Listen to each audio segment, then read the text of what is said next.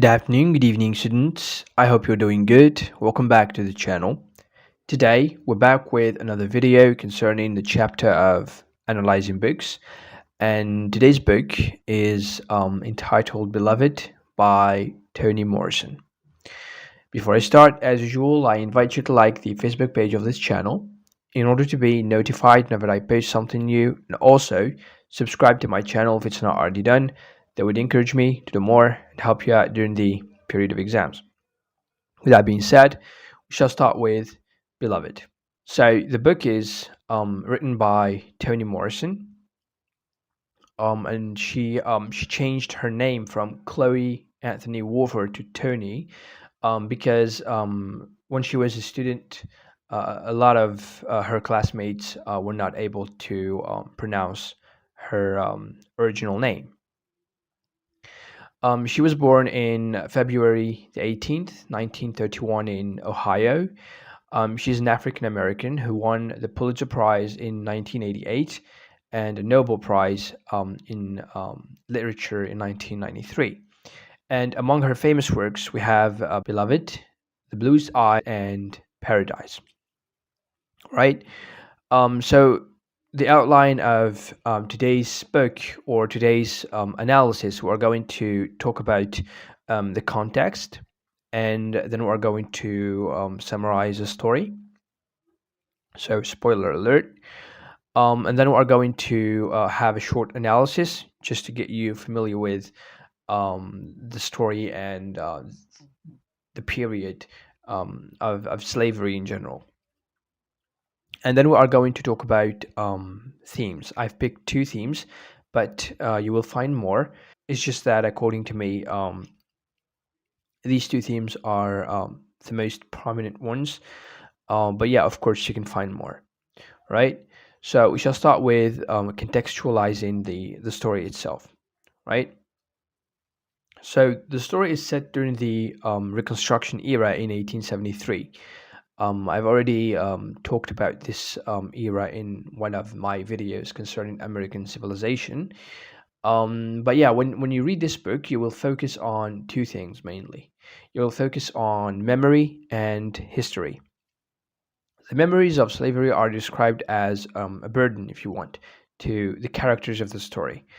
And these memories are, or these characters are trying to forget these burdens. And the story of Sidi was taken from a real and similar story that happened to a person called Margaret Garner, right? Just like Sidi, she escaped Kentucky from slavery and murdered her child.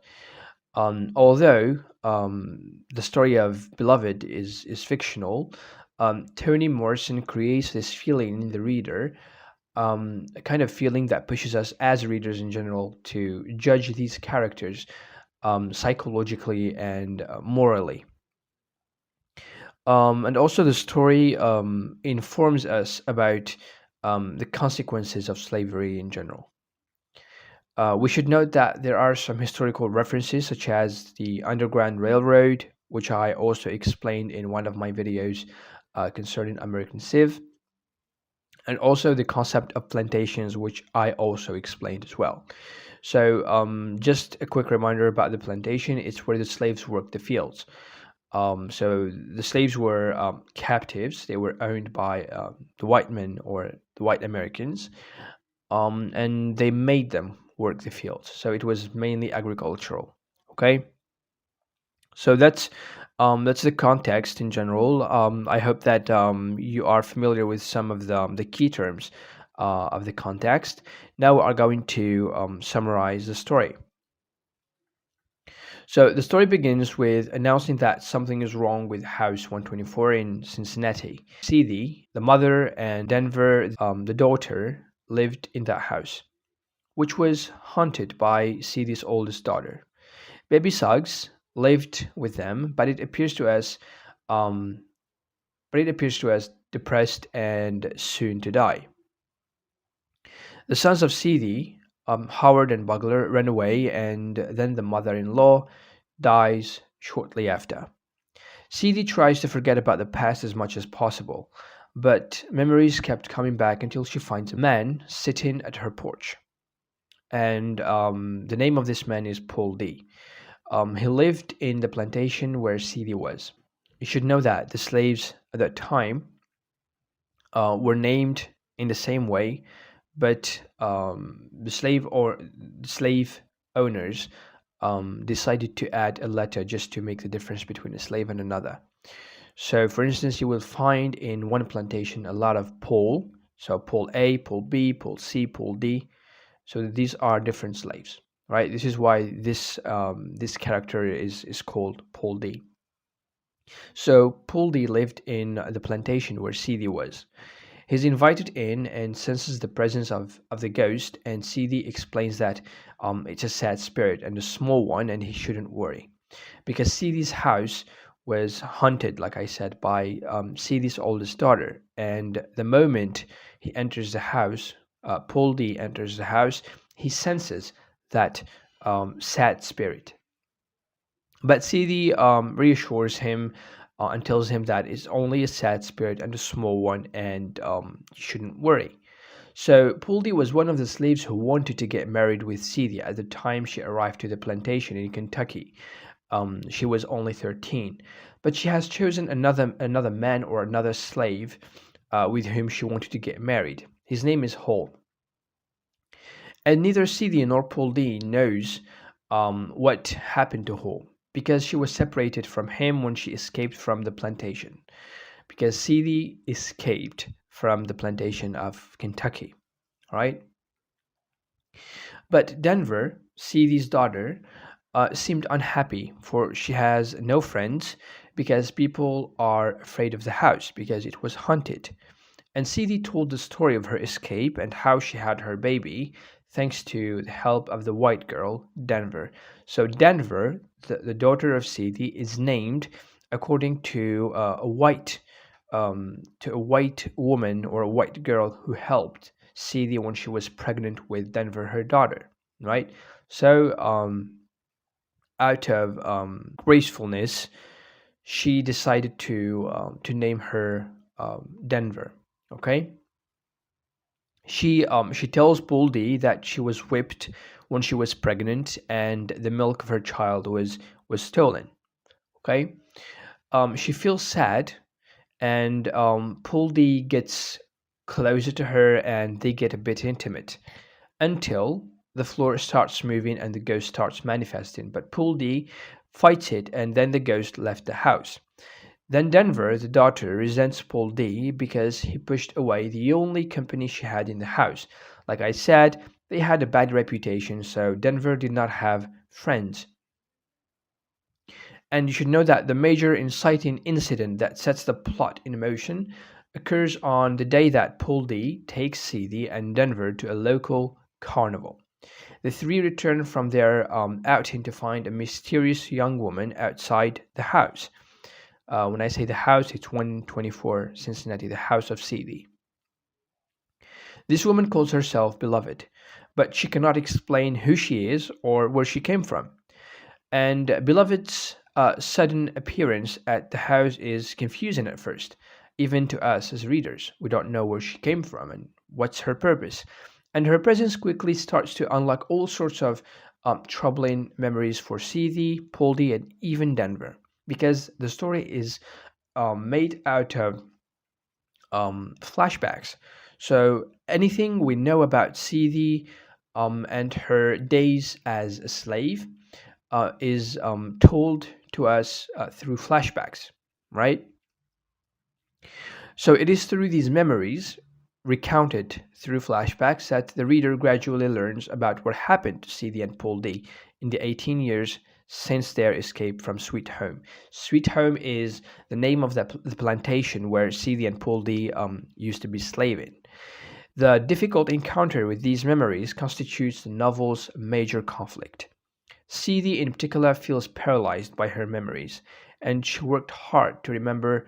Um, and I quote from the book: she worked hard to remember as close to nothing as was safe. The sad and the memories in general of her days as a slave were so overwhelming that she feels paralyzed, right? And the memories stirred by Beloved's presence build towards the novel's twin climaxes. We have two climaxes if you want. The first one occurs in approximately chapter 16, which talks about the scene where the school teacher arrives at 124 and CD tries to kill her children in order to save them from a life of slavery. She wounds her two sons, but her oldest or eldest daughter at that time um, was unfortunate, and she slit her throat. Denver was born at that time, and Seeley attempted to bash Denver's head against the wall. It was so horrific that it changed Seeley's life. It poisoned her reputation in the community, and it created um, deep rifts in her family. 18 years later, in the novel's present time, if you want, CD realizes that Beloved is her dead daughter returned to her. So the woman that they found on the porch of 124 was actually her daughter who returned to her. And CD seeks redemption basically by taking this second chance to care for her lost child. So the relationship between CD and Beloved grows increasingly codependent. And with her mother indisposed, Denver takes responsibility for the family by seeking work because they have to live. The second climax occurs at the end of the novel, and basically it echoes the first climax. When a white man comes to the house to pick Denver up for work, CD mistakes this man for a school teacher. This time, instead of trying to kill her children, she tries to kill the white man. But her attempt was blocked by a group of women who have arrived at the house to exorcise Beloved from 124. In this moment, Beloved vanishes forever. Though left behind, CD now has an opportunity to escape Beloved's hold and heal from the memories of slavery that have consumed her completely. So that's basically the summary of the story of Beloved. It's all about slavery and the horrific events that happened to the African Americans during the period of slavery in the United States of America as we know it today. So yeah, now we're going to talk about the analysis, a short one, just to get you familiar with some key terms. The notion of that there is what we call a notion of repression, which is quite significant in the chapter and in many chapters and throughout the novel as well. CD tries to bury feelings and memories. She cannot remember them intentionally. So anything in the environment might trigger a painful memory, such as boys hanging from a tree. So she was in a swamp, and there was a swamp similar to her house in 124 back when she was in Kentucky. So whenever she gets in touch with something that she has seen long time ago as a slave, it triggers a painful memory, and this is how we learn stuff about her days when she was a slave. So from the beginning of the novel, thanks to see these memories, the reader starts to understand and feel the horrors that happened to the major characters, of course, like CD or Paul D. And these horrific memories are related to the actual historical facts of slavery in general, like whipping and if you want, dehumanizing status of the African American person at that time. This can be seen in the story of the women who never got to enjoy their life as wives, mothers, sisters, or even daughters, right? These slaves were deprived from forming an identity, a simple identity of their own, except as servants. So this is a short analysis about the way I kind of interpreted um, interpreted the events or the story of the book. So you might have a different point of view But yeah, this is the way I see things, right? Now we're going to round off with the themes. So the first theme is family, of course. So Beloved explores how the conditions of slavery. When I say Beloved, it means the book. It explores how the conditions of slavery at once make family more fragile and more firmly bonded at the same time. Since slaves were considered private property, slave owners could break up families by buying or selling individual family members. It was especially lucrative to even sell children. These children were young and they had many working years left, so it was quite extraordinary to read about such things.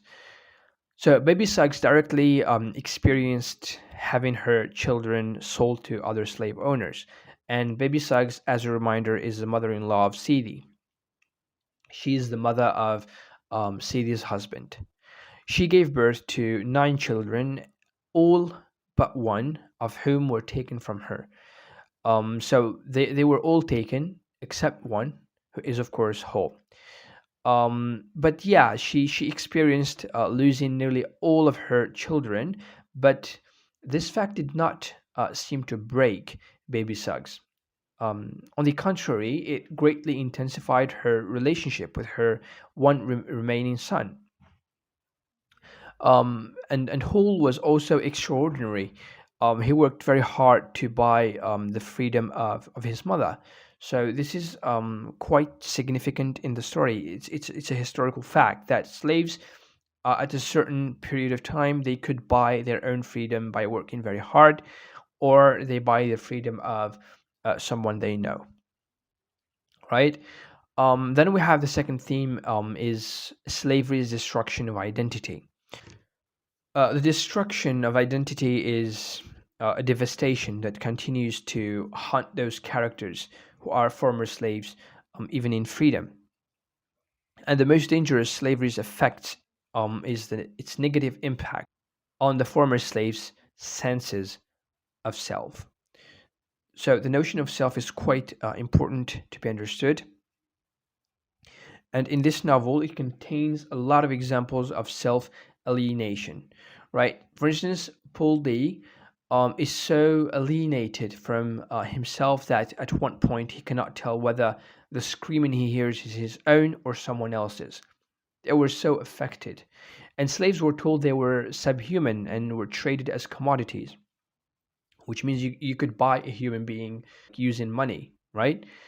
So they were traded as commodities, like I said, whose worth could be expressed in dollars. So therefore, Poldy is very insecure about whether or not he could possibly be a real man, and he frequently wonders, as we can see in the book. Of course, for those who read the book, um, we could see that he frequently wonders about his value as a person, right? So it is they are affected um, at many levels, and it depends on the person, and it depends on the readers, of course, how you understand the story. What is your interpretation? So yeah, if you have any question concerning the book, feel free to ask them in the comments below. You can message me if you want on my Facebook page or any social media that I leave on the description below. Otherwise, I tell you, see you in the next video. Peace.